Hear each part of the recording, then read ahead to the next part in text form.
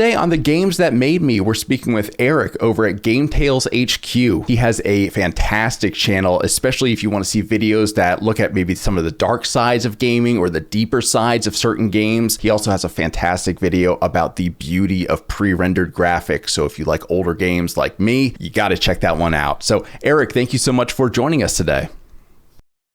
Thank you. I'm happy to be here. Yeah, well, it's a pleasure having you. You know, I got to talk about the video that I first saw that got me into your content. It's your most popular video, one that is very near and dear to me.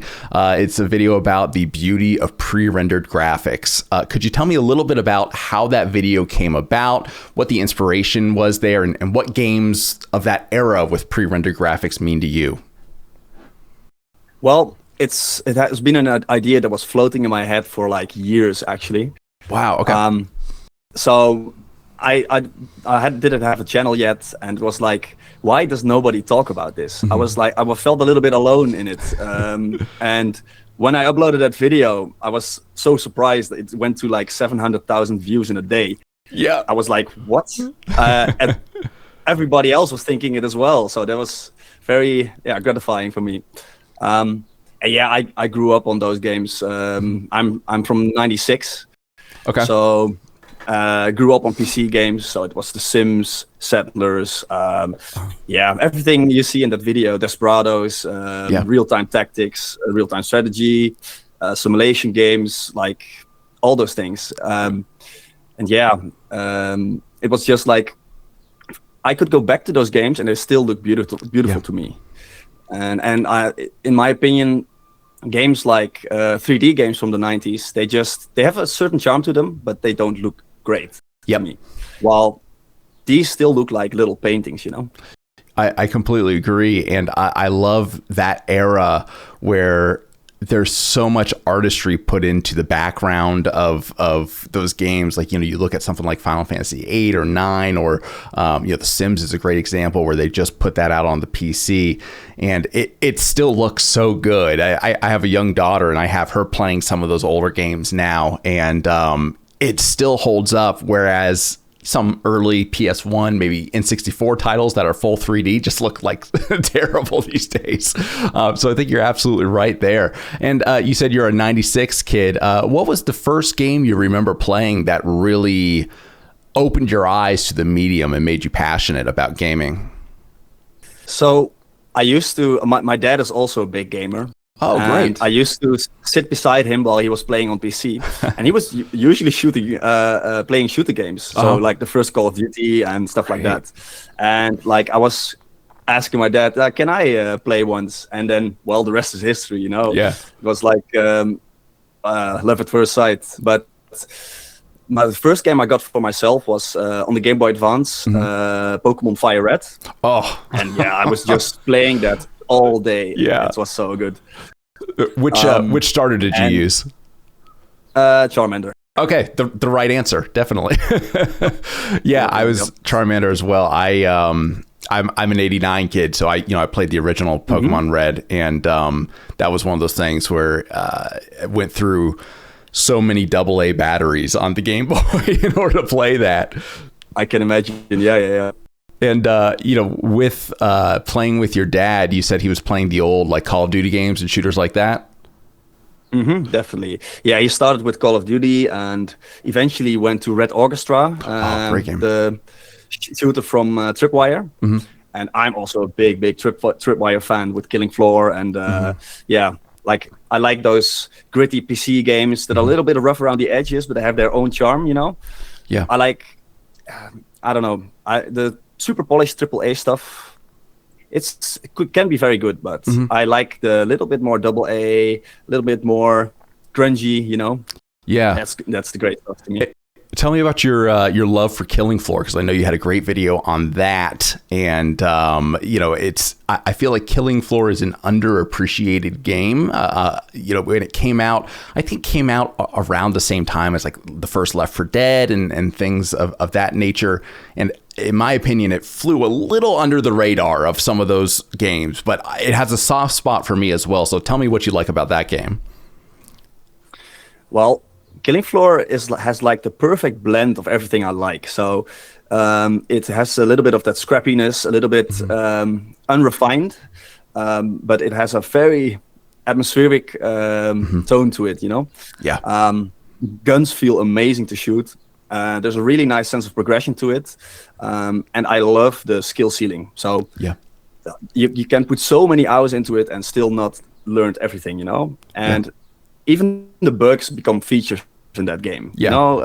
Like stunt canceling, all those specific things. I love that. So. And also it has like the drum and bass and metal soundtrack, which I love. Yeah. And it's just a perfect storm. It's like a game made for me. So.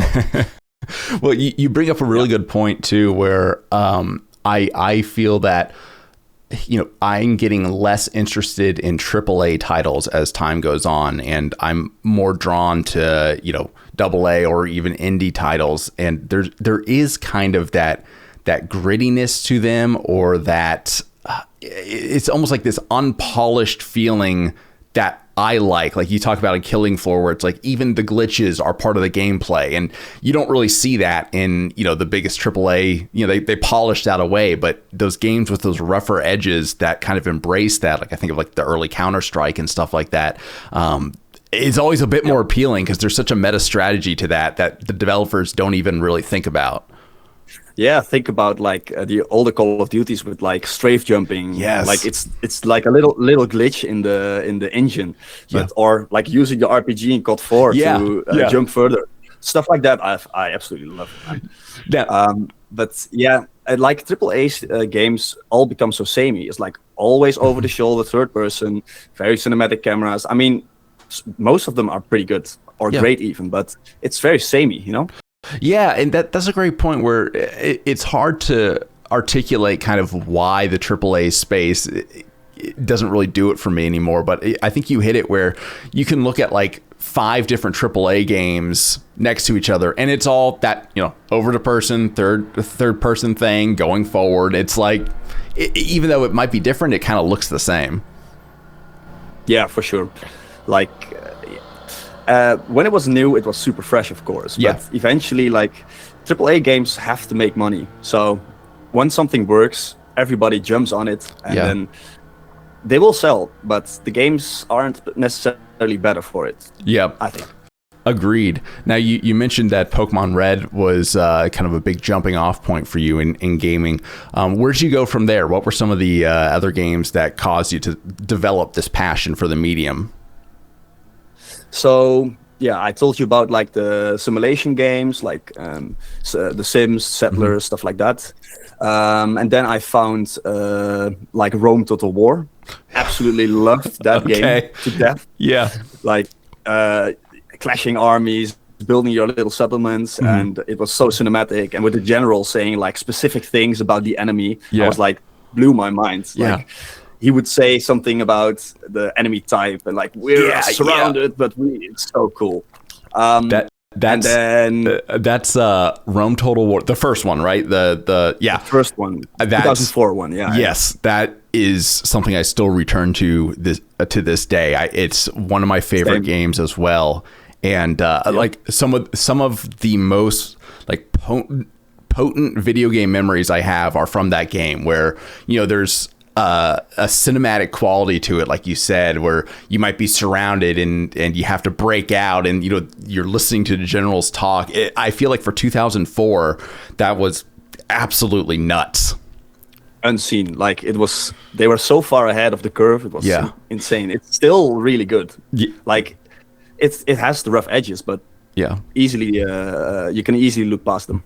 This dates me, but I was in high school when that game came out, and I took Latin because I'm terrible with languages, and Latin was like, you just learn how to read it. You don't really have to speak it that much. And we would have a kid bring in Rome Total War and like do a battle in there that's historic to like show us like this is actually what it was, because that unit count they could have on screen at the time, these days it seems like no big deal, but it was like there's 2,000 units on the screen. Like, this is absolutely unbelievable. Yeah, that engine, like that engine carried what is it? What's the developer again? I'll put them up on the screen. I forget who it was, but I'll put them up. Yeah, like they still use the same engine. Yeah, like, it has iterated, but they were so far ahead of the times. It's crazy. There was no other game that had that many units on screen, and it ran pretty okay on like a Windows 98 PC. It's crazy.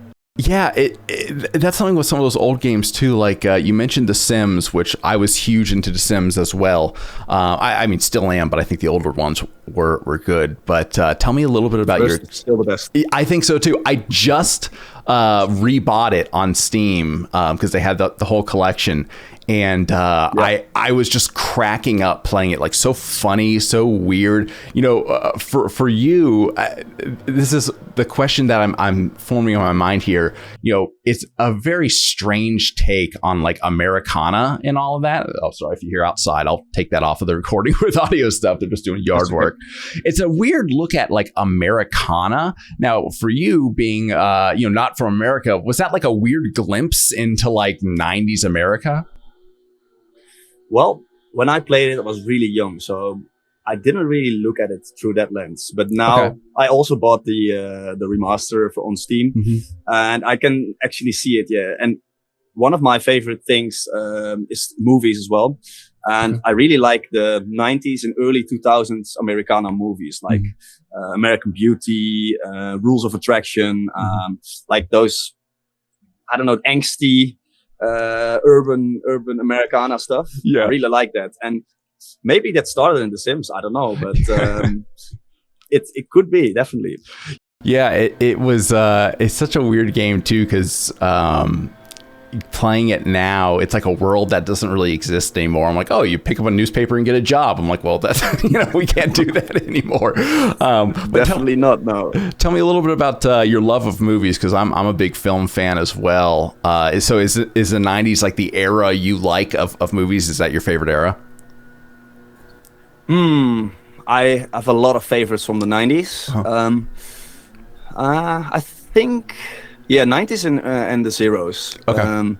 I think there's really good movies in the 2010s as well, and now as well. But I grew up on a lot of them on the 90s and early zeros. But I also think, like, around the turn of the millennium, they were very daring with movies. Like now they, just like games, they have that AAA feel. Yeah. Movies have that the same way. And early zeros, you had like Fight Club, Matrix, all those out there ideas, Yeah. And I'm also very big in those epic movies like Gladiator, Last of the Mohicans, Braveheart, Yeah. They're like guy movies, and I love those. Yeah. But also spaghetti westerns, a lot earlier as well. Awesome. Yeah.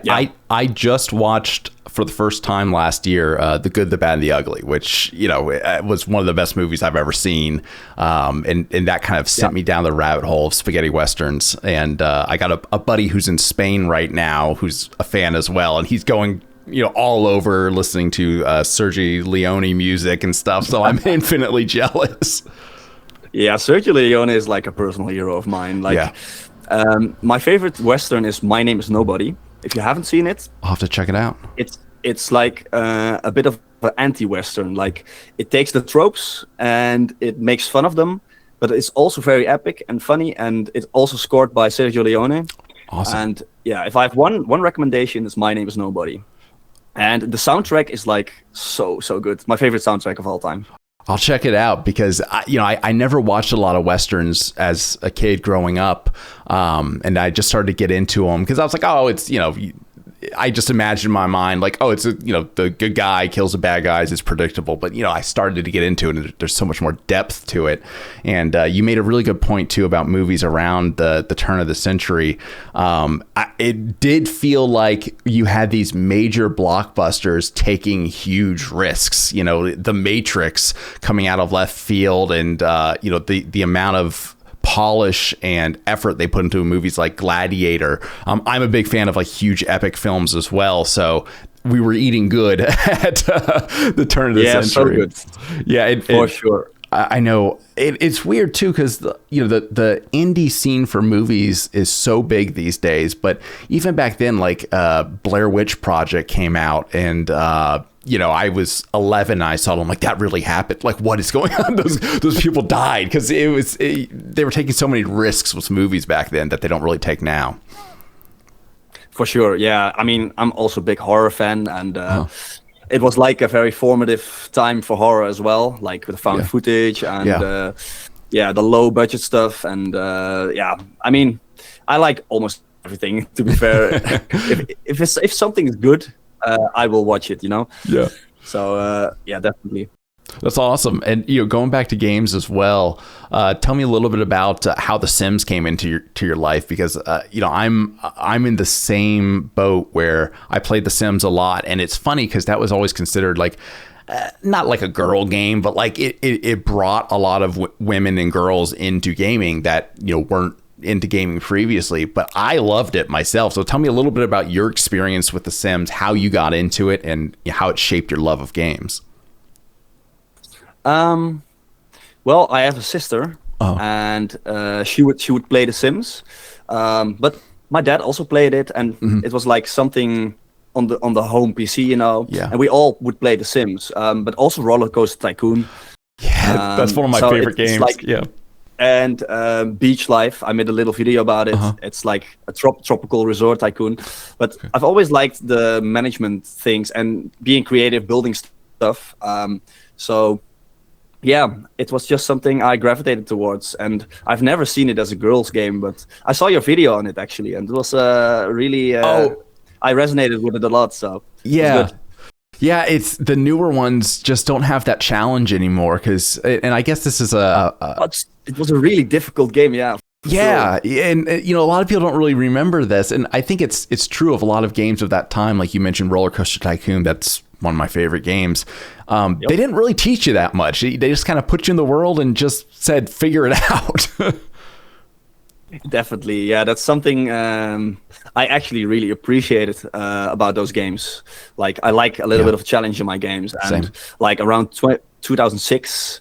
Around that time, when the consoles started popping off, everything became a little bit easier. And it was like until Dark Souls challenge became a bigger pillar again. Yeah. But that period between like Bioshock and Dark Souls, it was all quite easy. Yeah, Eric, you're hitting on something I've thought about a lot, where it was the Wii was released, and I feel like for a good 5 years, everyone, Microsoft and Sony, or developers who traditionally did more difficult games, said, oh, wait a minute, there's this whole audience of, grandmas or non-gamers that we can make like bowling games for. And for like 4 or 5 years, it was just pretty shitty in terms of, mainline difficult releases. So I think you're hitting on something there, because I've thought about that as well.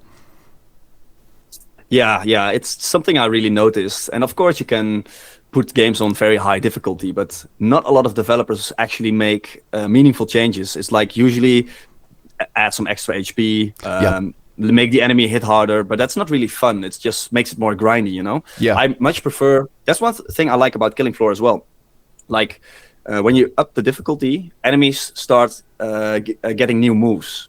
That's awesome. So I didn't even realize that.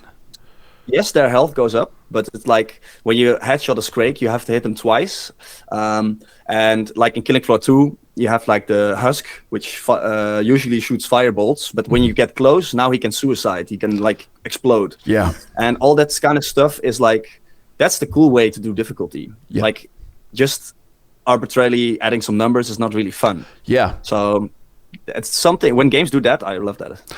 It's great. It's almost like it reserves the full game for the most difficult experience, and you kind of have to work up to it. Whereas games where they just, the health pool of the enemy is twice as much. It's like, well, I'm just doing the same thing over and over again. But yeah, you raise a great point there. And what games are you playing right now? What's really captivating you these days? So I recently finished Monster Hunter Stories 3. Okay. It's like the Monster Hunter catching, like Pokemon, Yeah.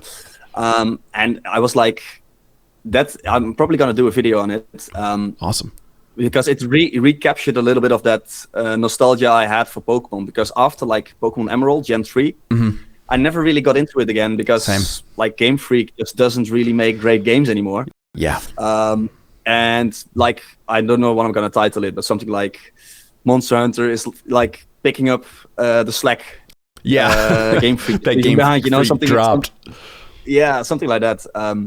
Because I've played some indie games that do like the Pokemon catching stuff, but the monster designs usually don't really hit. It just doesn't feel good. But Monster Hunter is like a huge library of monsters, and I was already a big fan of Monster Hunter anyway. Yeah. So it's like the perfect merge between like the capturing monsters, and also you have like your own character with gear and stuff, which I also love. So it's like a perfect storm of stuff to do, and I really like the way you can fly on your own monsters and in a 3D world. Yeah. And it's like this is what I want from a Pokemon game, but Game Freak is not doing it, you know?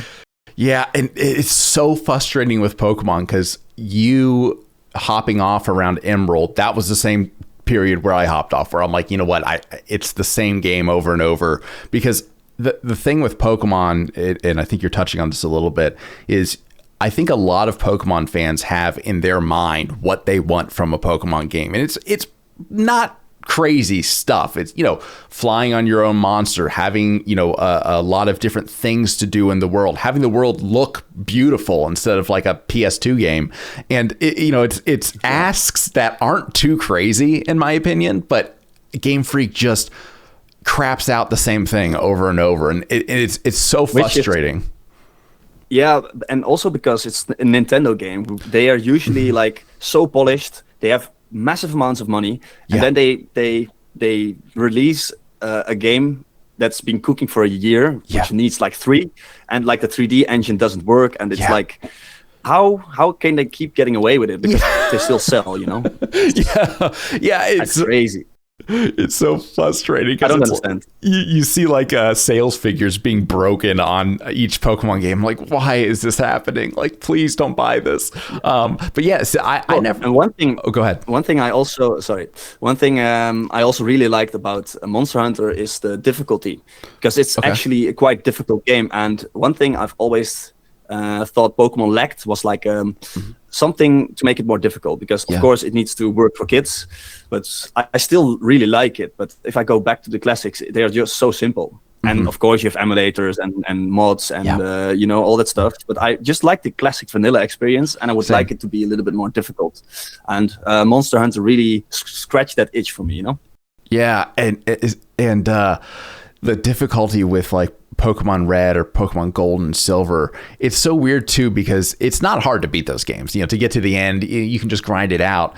But then it's like the game asks you to beat the game and catch all the Pokemon. And like beating the game, not hard at all. Catching all the Pokemon, that's like impossibly difficult for me. Like I just get burned out from it. So I agree. I wish there was like a challenge that can really, you know, test your intelligence and make you really think strategically, because once you have the right Pokemon team, you're just kind of using the same moves over and over. It's like, oh, well, I got Charizard, he's using Fire Blast, and I'm just, you know, wiping the Elite Four there. So, I've never played Monster Hunter before because I'm scared at the scope of it. Like, how long does it take you to beat Monster Hunter? Because I'm always like, those seem like really big games.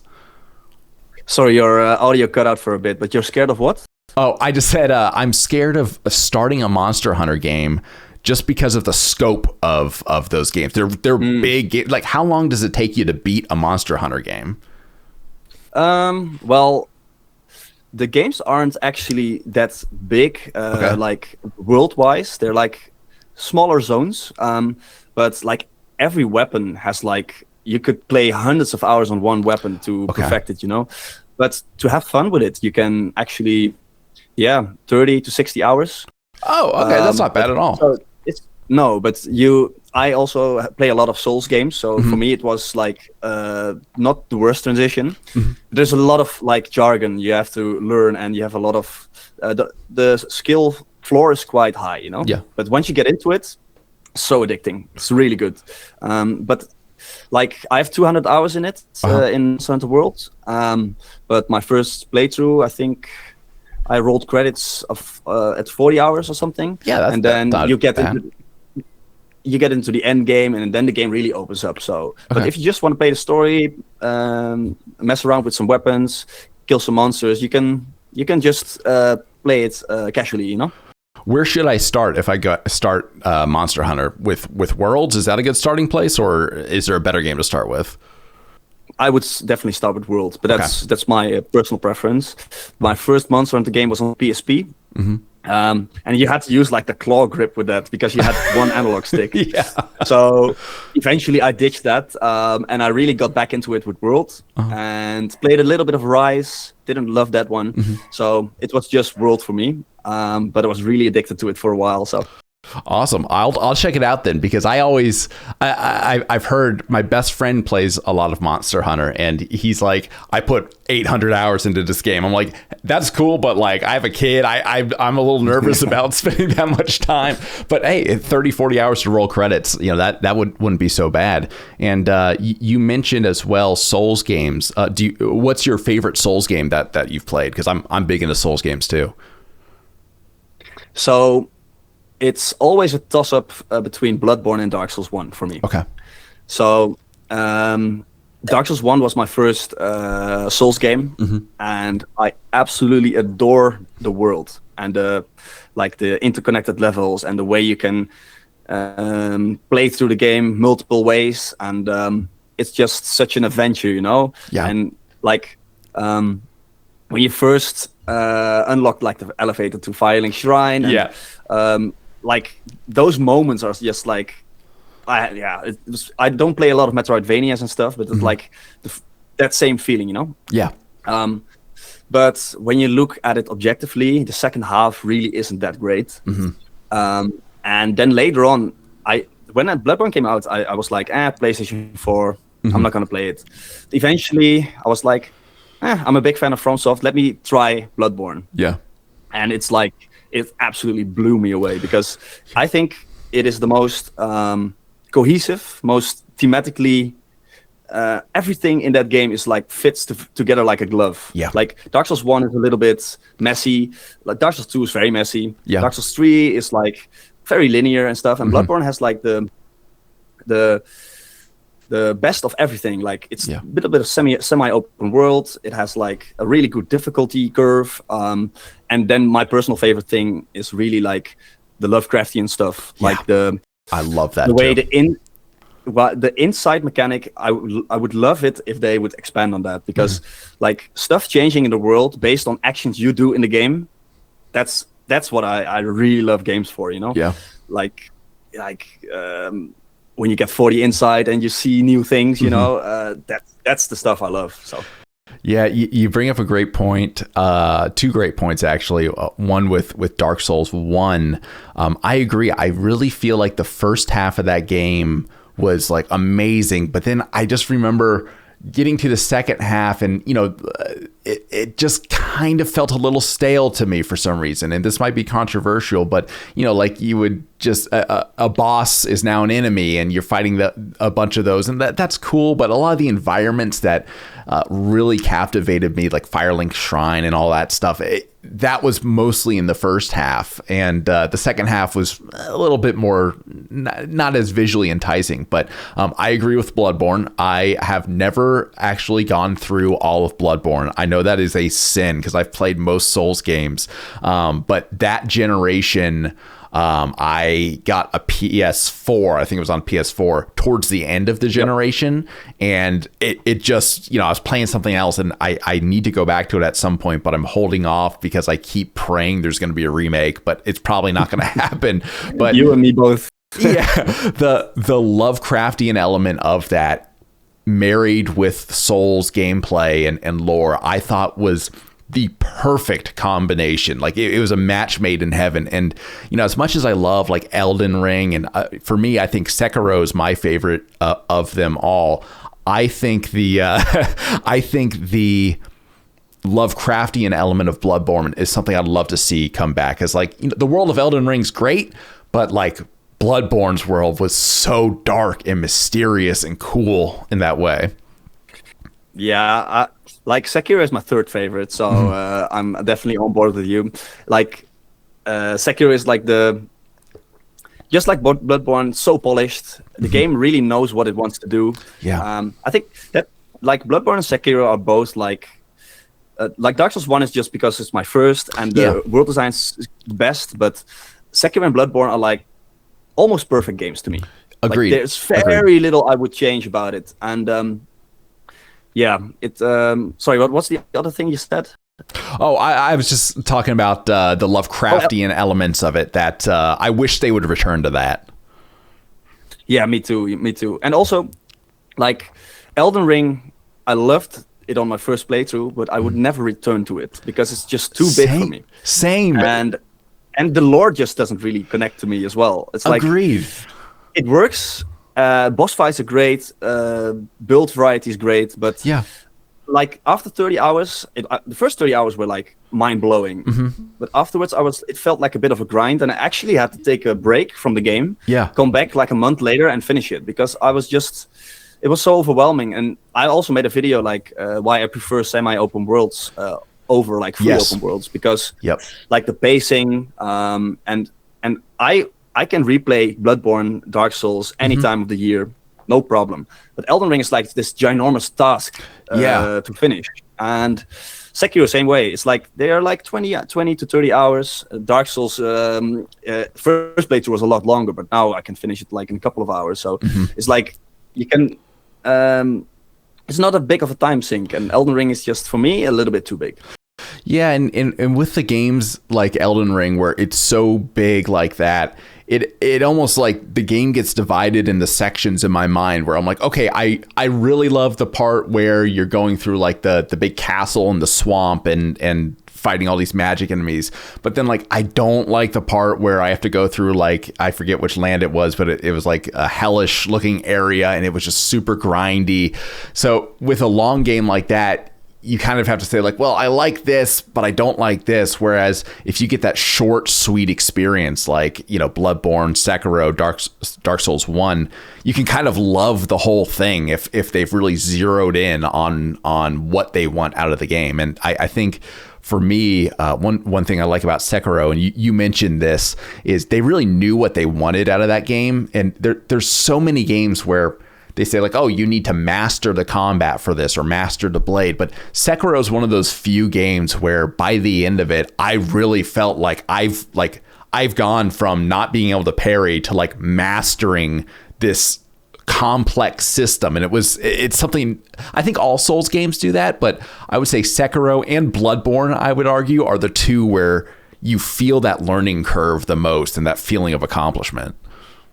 For sure. Like, Sekiro was the game I actually dropped because I was too bad at it at first. Yeah, I did the same.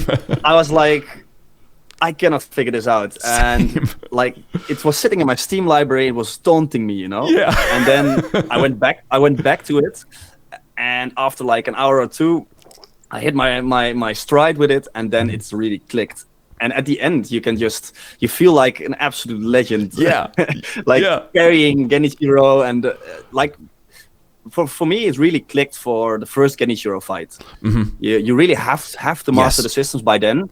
And then like at the end, you can catch the lightning and hit him in the cinematic way. And it's like, FromSoft hasn't been that cinematic before. Like you feel like an actual samurai, you know, of ninja, and they nailed it. Yeah, it's so cool in that cinematic quality where what you're doing at the beginning of the game, especially I was the same way. I played it for like 3 hours. I'm like, I can't do this. I'm too stupid. Came back to it and just pushed through and learned it. And at the beginning of the game, you're just fighting, you know, nomads or anything. But by the end, those boss fights that you're doing, you're not only doing so much with the controller that you weren't doing before and understanding systems, but it's also displayed in such a beautiful and cinematic way where, as you said, hey, I'm going to catch a lightning bolt and throw it back. And they so smartly reserved that for the end of the game. And I just love that. You mentioned with like Bloodborne and, I'll expand it to Sekiro, where they knew so much of what this game was going to be and they executed on it so well, as opposed to, I would argue like Elden Ring, where it's a little bit more muddled. You know, there's some parts that are great, some parts that aren't so great. So I have a very soft spot in my heart for Souls games. And I think it sounds to me, Eric, like we share this, where we're both kind of gluttons for punishment a little bit in games, where liking more difficult games. Let me ask you this. What's the most difficult game you have ever played that you were able to overcome? Well, Sekiro is definitely up there. That's probably most mine. Difficult game. Yeah. Well, I don't know. Let me scroll through my Steam library and see what I see. I played Super Meat Boy, which was very difficult. It's a tough one. Yeah. Sifu was pretty hard as well. Sifu was, I got halfway through and I had to stop. I'm like, I'm not good enough. I hit a wall with this. Yeah, I think Sifu is up there as well. But that's also one of those games that once it clicks, you feel like something unlocked in you, you know? Yeah. But also one of those games that's really cinematic while you're doing it. So once you learn the game, you're like inside a movie. It's so good, so good. So yeah, definitely Sifu, Sekiro, games like that. Now, have you ever played any games, speaking of difficulty, you talked about like management games, things of that. Have you ever played anything like Crusader Kings or Europa or anything like that? Or is that not of interest for you? I do like a little bit more cinematic stuff. So those are a little bit dry for me. Mm-hmm. I haven't tried them, but I did play like I just started Bannerlord. Oh, have you played Bannerlord before? Or is this your first time? So I did play Warband, the original, and I absolutely love the sandbox nature and all the systems, you know. And I had Bannerlord in my library, so yesterday I started for the first time, so I'm gonna see how it pans out. But I like the grandeur of it and like the freedom you have, and really good. Yeah, because games like Crusader Kings or Europa, very difficult, very high skill ceiling, but it doesn't really have that cinematic quality. Like I swear by Crusader Kings, I love it, but it's all, it's basically spreadsheets and things like that over your screen. So it gets that management itch, but if you want something that's like cinematic and popping, not really that. But Mount & Blade, again, dating myself, in college, we played that all the time. And same thing with like the Total War games, where you have all of these units on screen doing things together. Tell me a little bit about your experience with that original Mount & Blade, which hopefully will be replicated in Bannerlord. Yeah, well, I'm always on the lookout for games that do like unique stuff. Like it scratches a similar itch that Gangland did for me. Like you had a great video on that. It's like people recommended Kenshi and the Guild for that kind of stuff. So like you have a world that works independent of you, and you're plopped into it, and you can make your own destiny, become a trader, become a fighter, marry a woman and get a estate, stuff like that. And like creating your own stories. And Mount & Blade is one of the most cinematic versions of that. Like you can see yourself on the battlefield, you can command people, you can actually get into the towns, and that's really gets me going, like the imagination going, Yeah. And speaking of imagination, that's something, you talk a little bit about when we first spoke, that AAA versus, maybe AA or smaller. Something that I really liked about games like Mount & Blade or The Sims or things like that, or, games with pre-rendered backgrounds, is it wasn't a perfect representation of what the game developers were trying to portray. So you had to use your imagination a little bit. I think of your father playing the early Call of Duty games, where it's like, it doesn't look perfect, but I can kind of fill in the blanks there. And that's something with those old games where it kind of made you actively have to work and use your mind to kind of put together this world. Like Rome Total War looks great. I might have 2,000 troops on the stage, but in my mind, I see like 50,000, and it seems so much bigger than it is. Yeah, that's a great point for sure. Like the older games, didn't have the same firepower as the games have nowadays. But Yeah. yeah, some magic is lost when everything is like rendered for you, and Agreed. it's nice to be able to like fantasize a little bit and make it bigger in your mind. You know, yeah, I can definitely see that. And I wanted to ask you as well, you know, we're in 2026 now. What games are you anticipating coming out? What games are you looking forward to playing either this year or further in the future? Definitely The Witcher 4. Like, okay. I will be there day one because I actually played the first Witcher. Same. Like in 2009 or something. Yeah. And I really liked that game, and then Witcher 2 absolutely blew me away. It was like, and then Witcher 3 was there day one, and it also captivated me for like 3 weeks. I didn't leave my house. It was so good.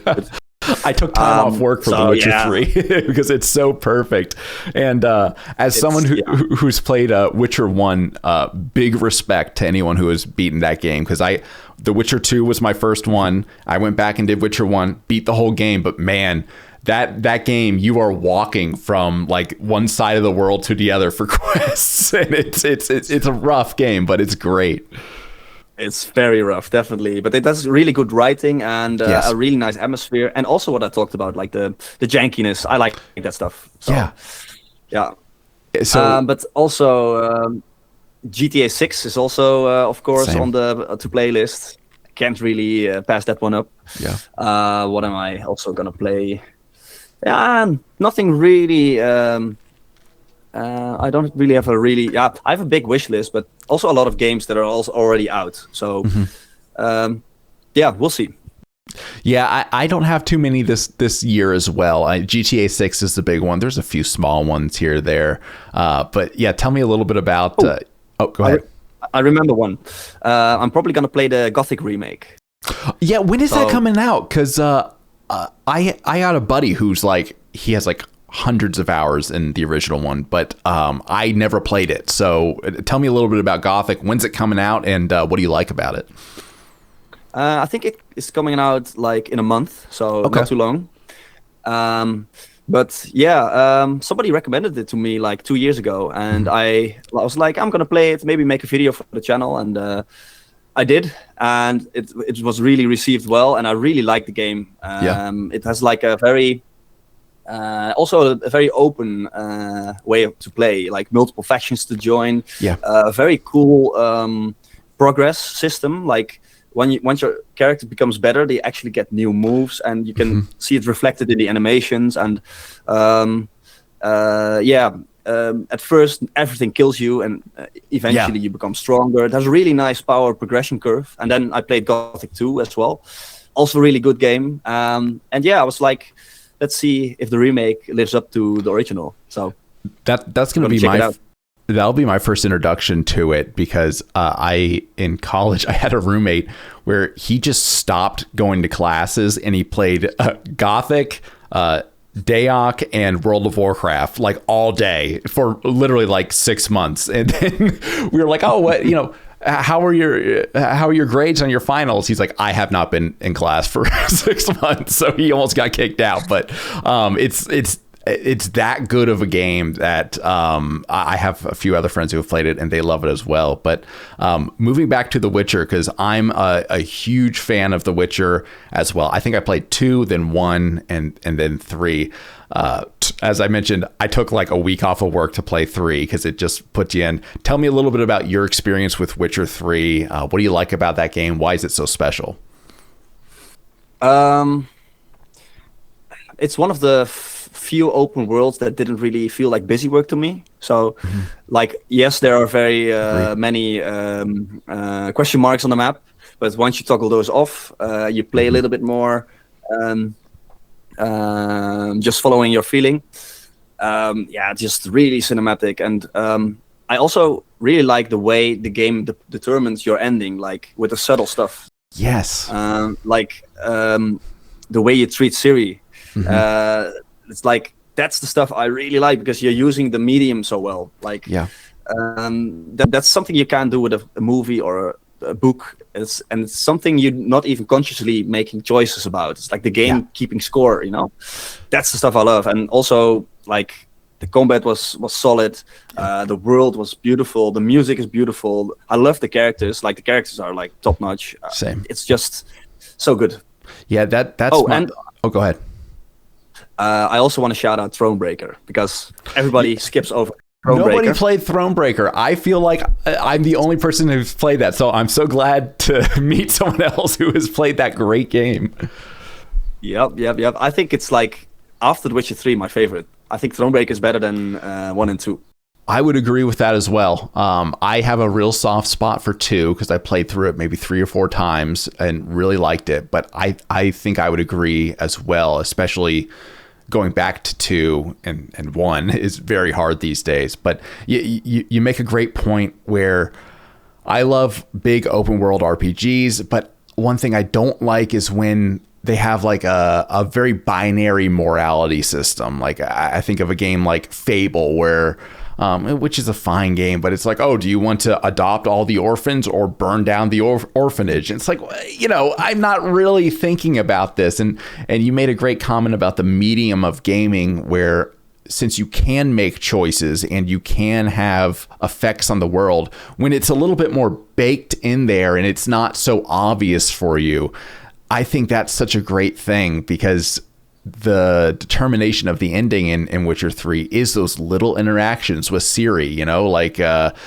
remember there was one where she's like going to visit her father, who's the emperor or whatever, and you know, just one line you say to her can have a huge impact on the ending of, you know, how she should approach that, or if you should be there with her. And I hate when games, you know, I think of like the old Telltale games where it's like you make a decision and it's like so and so will remember that. I'm like, you know, don't spell it out to me. So I agree on all fronts. That game is just so fantastic, and I'm really hoping they can replicate it for Witcher 4.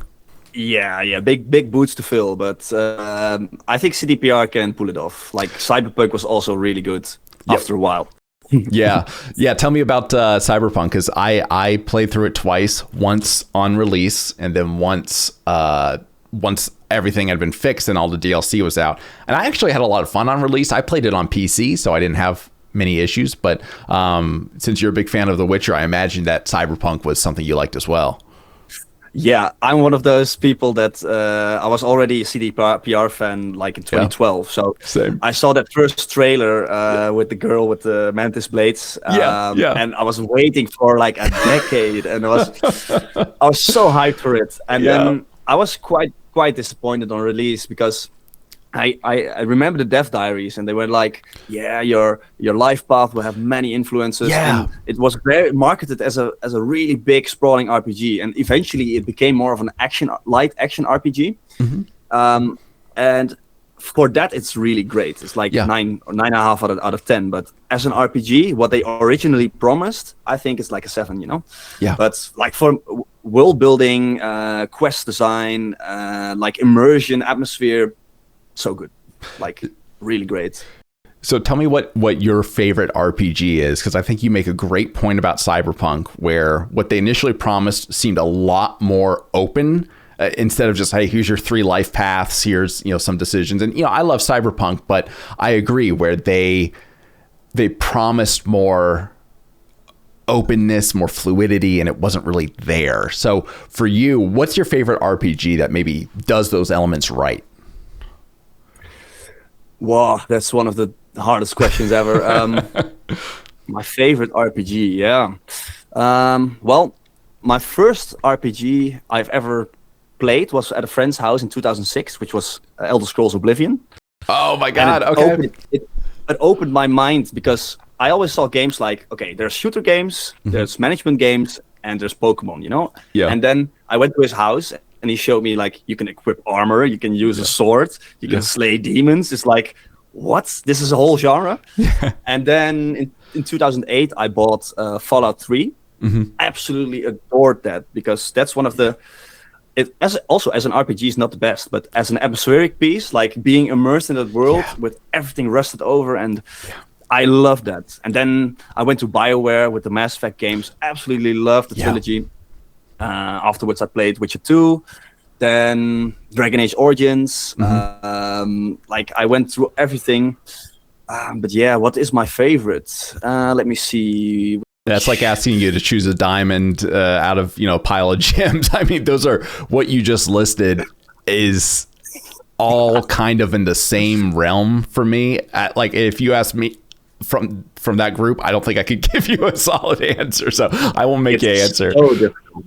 I think the Mass Effect trilogy had like the biggest impact. I was so blown away with how the choices mattered and the personal stories you had, and like, oh man, I cried like 10 times during the trilogy. It's like so dear to me. And I've replayed that game so many times. So I would probably say Mass Effect, the Legendary Edition, just like the 3 games.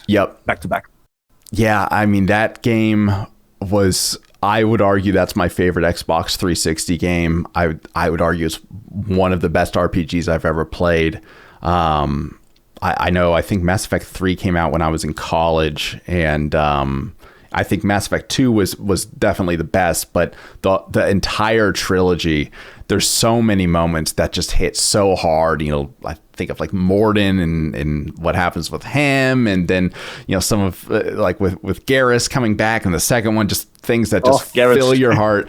I think he's the best NPC or like side character in a game ever. I am a huge Garrus fan. He's just the best. He's the bro. Yeah. I can never do a playthrough without Garrus. Same.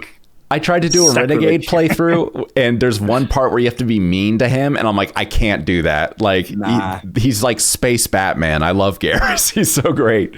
But to your point, I do think the Paragon Renegade system is a little outdated. Like, that's one of those black and white versions, because like Renegade has some really cool options, but when you play, when you want to play in the middle, you are getting locked out of the best choices. Like they become gray, you can't choose them anymore. So if I would ever do like a full remake of the game, I would not change a lot, but like the morality system, let's not make it as binary, Yeah, because in that first game, the first time I played through it, I was like generally Paragon, but I did other choices. But there's that part on Vermeer where if you're not one or the other, Ashley kills Rex, and I'm like, wait a minute, why couldn't I do that? So I agree. If they ever completely overhauled it, I would love to see where they don't make those choices so explicit and tie your ability to do things to those choices. But still, I mean, it's tough because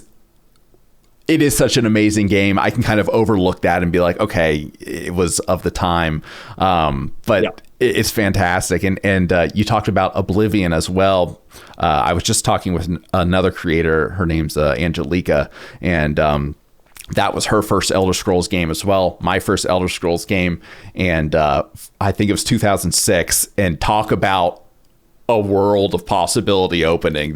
What you described of being like, wait a minute, I can just go anywhere. I can equip things and do this. That's how I felt as well. It was just completely next level.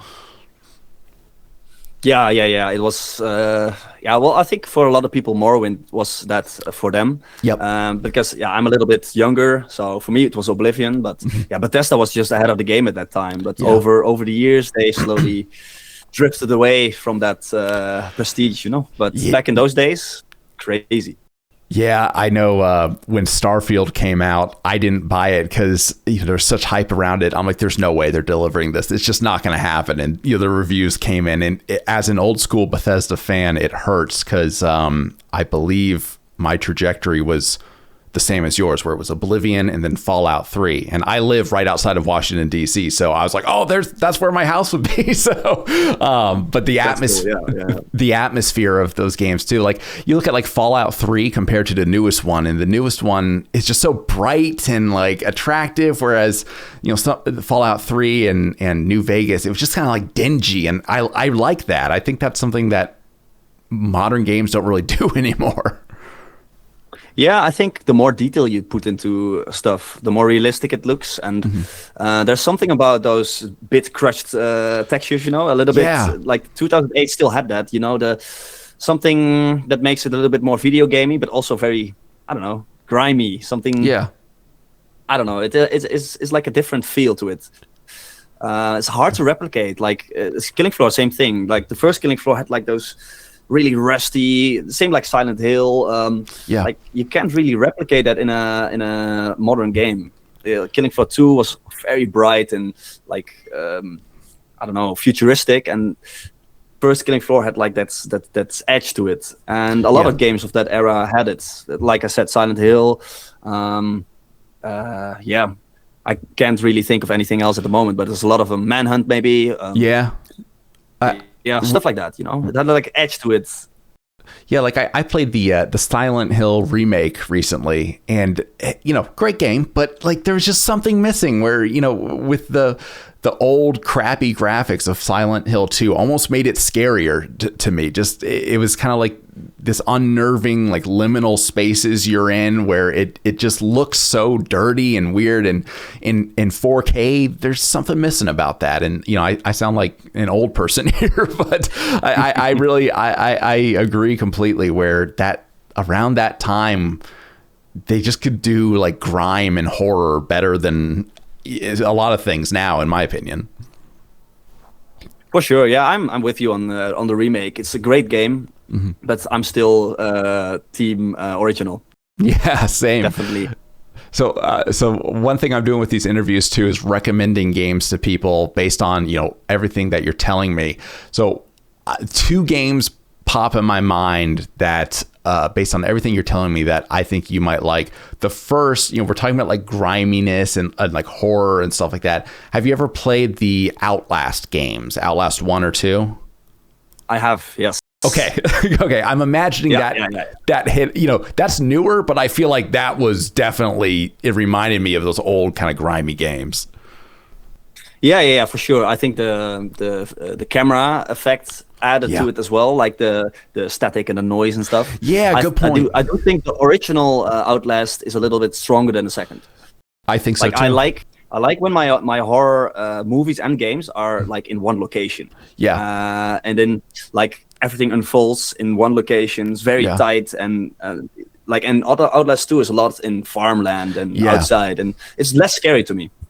Yeah, it's like the original Saw, where it's like it's all in one room, and the whole thing is like, how do we get out? And same with Outlast 1. It's like, okay, you're in this building, you need to get out, and it's almost like simple is better. So good, I'm glad you played those.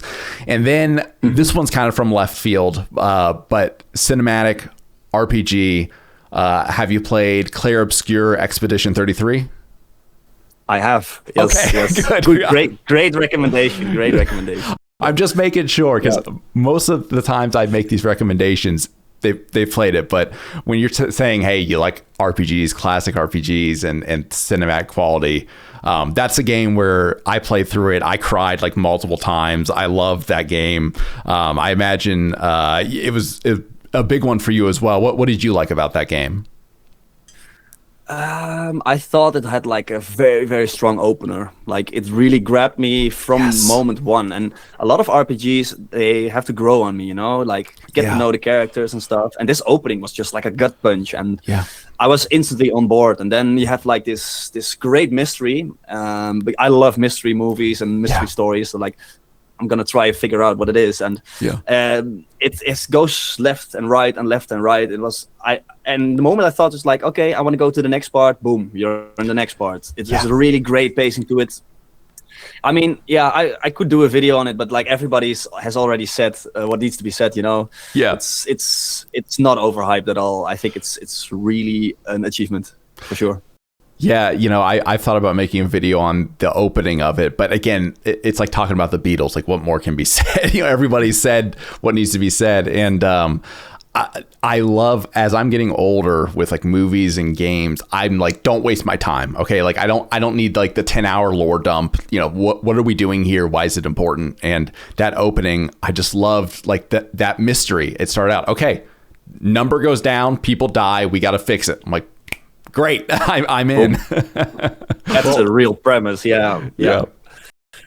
Well, Eric, I think we're coming up at time here. It's been great speaking with you. And, I think your passion for the medium and games really comes through on your channel. So anyone out there who likes some of the games that Eric likes, or likes kind of that deeper look at games, especially, I feel like a lot of your content is focused on games around the like mid 2000s, like, early 2000s to like early 2010s, and that's a sweet spot for me. So anybody who's watching this, subscribe to Eric's channel, because that content, we need more of that, in my opinion.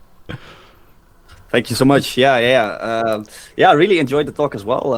It's nice to getting to know you, and I would say the same thing. Subscribe to your channel as well, because I've been checking out some of your content, and it's really good. No, sure. Thanks, and Eric. some really fun stuff on there as well, like the one with the ads I recently saw. It was like a really funny one. Yeah, it's funny because some you know this as well as I do, where sometimes a video will like explode and sometimes it won't go anywhere. But for me, like just making it is like, just to be like, hey, I made that, like, just feels so good. And like I feel like your videos, because for me it's like every fourth or fifth video will kind of get big, and then there'll be smaller ones there. But I've been watching not just the big ones on your channel, but the ones that, have a little less views, and there's such a deep analysis to them, where I wish I could just be like, everybody look at this, don't look at the slop on YouTube. I appreciate the praise, because I think your channel's great as well. But with that, I'll go ahead and let you go. And it was a great pleasure speaking with you, Eric. Yeah, for sure. Thank you. Maybe do it again sometime. Yeah, no, I'd love to connect at a later date. Maybe we can collab on something and we'll go from there. But thanks so much for your time, Eric. Yeah, you too. See ya. Bye.